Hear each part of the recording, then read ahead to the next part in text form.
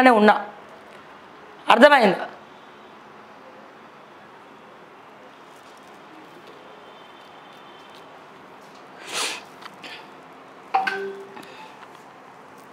నువ్వెవడో దానకిషోర్ ఇంట్లో డ్రైవర్వో ఎవడో అయి ఉంటావు. నువ్వు ఆనంటే నీకు మండుతుంది.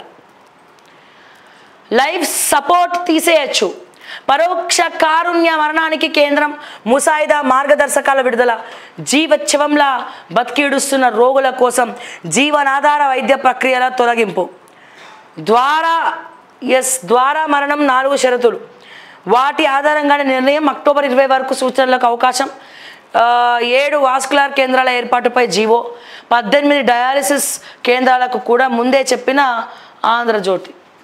Life support తీసేయచ్చంట. చూడండి, రకరకాల సమస్యలు వస్తున్నాయి. మంచిగా బతుకుదామంటే ఆరోగ్యం కూడా సహకరించినటువంటి పరిస్థితులు ఉన్నాం మనం.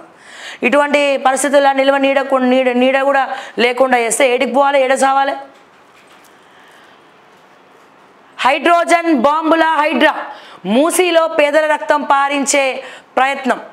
బుచ్చమ్మది ఆత్మహత్య కాదు, ప్రభుత్వ హత్య. హరీష్ రావు. మూసీ సుందరీకరణకు 1,50,000 కోట్ల. దాంతో మురిసే రైతులందరూ. పాలమూరు రంగారెడ్డిపై శీతకన్ను ఎందుకు? హైడ్రా బాధితులకు అండగా ఉంటాం కేటీఆర్.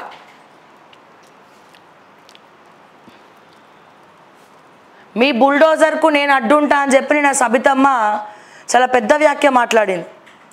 సో అందరూ కాల్ చేయొచ్చు అని చెప్పి కూడా సబితమ్మ చెప్పడం జరిగింది. అంటే మీ బుల్డోజర్, మీ ఇంటిపైకి బుల్డోజర్ వస్తే మేము అడ్డుకుంటాం. చూద్దాం. ఎస్, 15 రోజుల్లో 40 లక్షల సభ్యత్వాలే లక్ష్యం. స్థానిక సంస్థల ఎన్నికల్లో ఆశావహులను ప్రోత్సహించండి. రాష్ట్ర నేతలకు బీజేపీ జాతీయ అధ్యక్షుడు జేపీ నడ్డా దిశానిర్దేశం. హైడ్రా కొరవితో ప్రభుత్వం తలగొక్కుంటోంది. కూల్చివేతలకు నిరసనగా త్వరలో చలో హైదరాబాద్. జగన్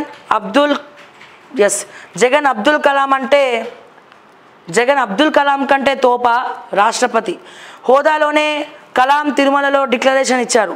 జగన్ లడ్డూను కల్తీ చేసినట్టే ఉంది బండి. హైడ్రా భయంతోనే బుచ్చమ్మ ఆత్మహత్య. ఈటల.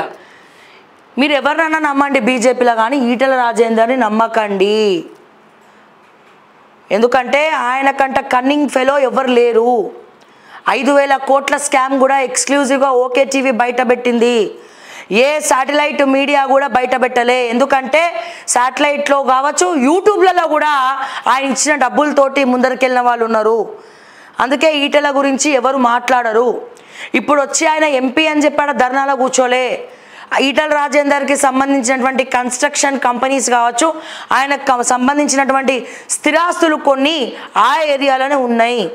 ఎక్కడ ఆ బుల్డోజర్ ఆయనకు సంబంధించినటువంటి బిల్డర్స్ కన్స్ట్రక్షన్స్ మీద కూడా పెడతారా అని భయంతో ఈ రూపంలో వచ్చాడ కూర్చున్నాడు.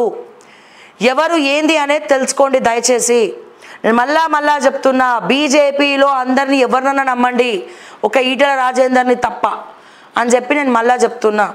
ఫస్ట్ నుంచి కూడా స్కాములే ప్రధాన ఎజెండాగా ముందరికెళ్ళిండు. కానీ ఒక హరీష్ రావు గురించి కానీ ఈటల రాజేందర్ గురించి కానీ ఏ మీడియా కూడా మాట్లాడదు.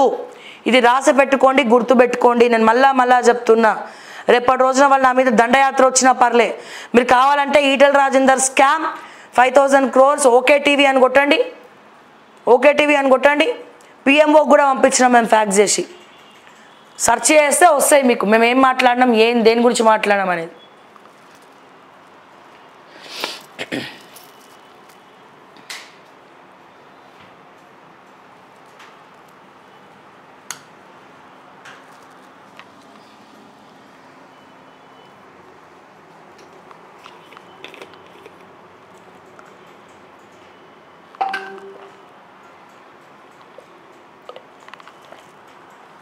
చంద్రశేఖర్. బీజేపీ నుంచి శ్రావ్య సిస్టర్ని ఎంపీ చేయాలి. దేశానికి ఇలాంటి వారి సేవ అవసరం.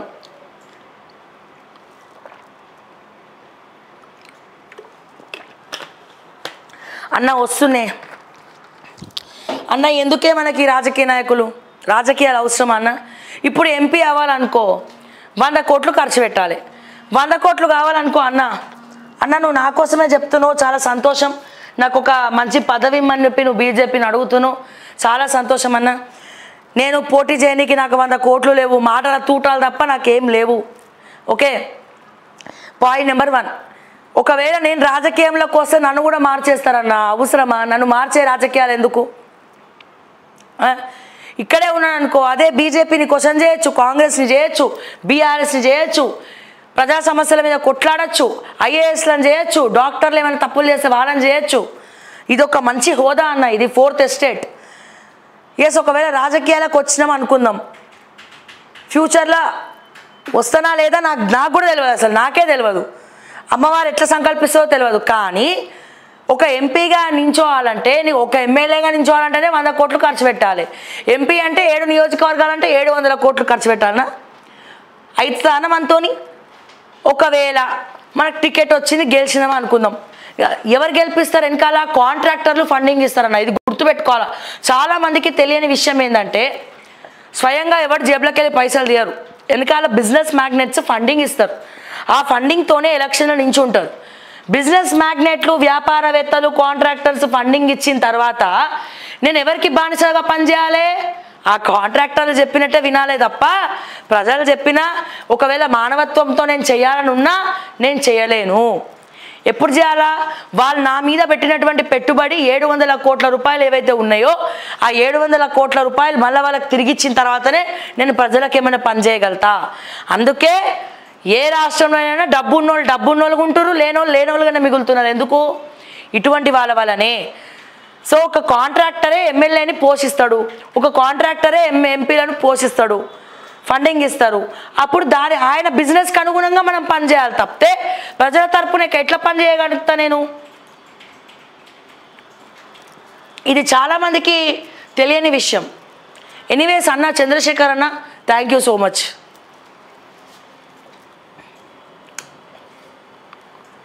నెక్స్ట్ ఈనాడు చూద్దాం. ఈనాడు విషయానికి వస్తే, రామోజీ ఫిలిం సిటీ మాత్రం వీళ్ళు రాయరు.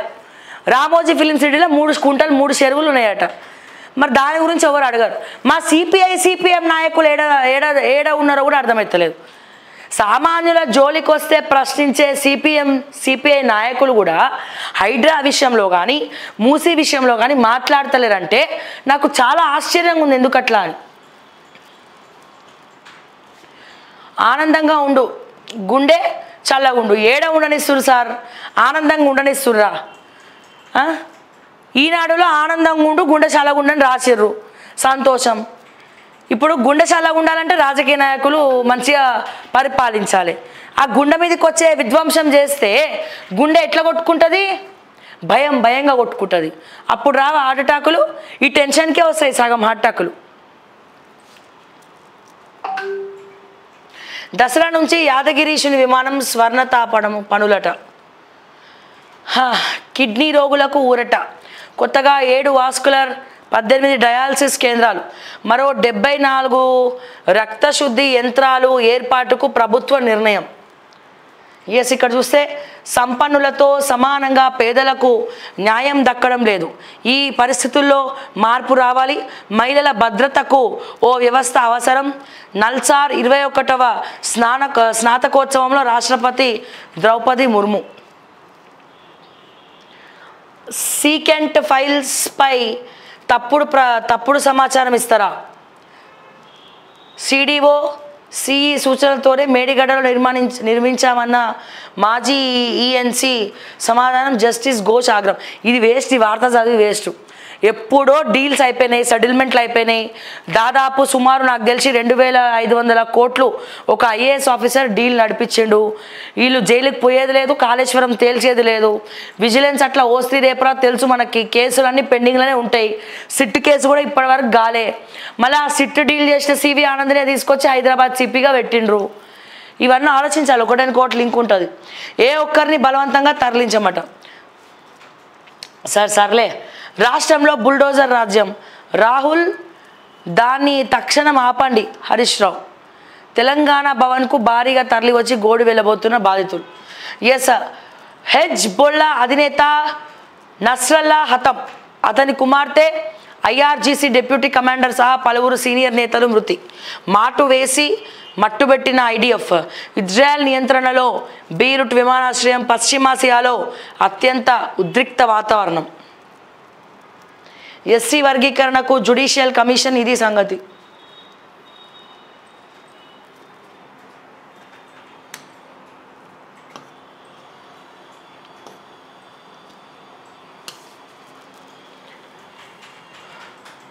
నెక్స్ట్ ఆదాబ్ చూద్దాం. ఆదాబ్ విషయానికి వస్తే దయచేసి మార్నింగ్ న్యూస్ కూడా ఏ టైంలో చేస్తే బాగుంటుంది అనేది కూడా ఒక సలహా ఇవ్వండి. ఏ టైంకి పెడితే బాగుంటుంది మార్నింగ్ న్యూస్ స్టార్టప్ అనేది. 7:15కి పెడదామా, 7కి పెడదామా, 7:30కా, 8 o'clock, 9 o'clock? సో దయచేసి మీ అభిప్రాయ సూచనలు కూడా తెలియజేయండి. అట్టడుగు వర్గాలకు న్యాయం అందాలి. అందరికీ సమాన న్యాయం రాజ్యాంగం అదే చెప్తుంది. మహిళా లాయర్లు లా విద్యార్థులు కలిసి పనిచేయాలి. చంద్రగుప్తను కాలంలోనే కోర్టుల వ్యవస్థ. పేదలకు న్యాయం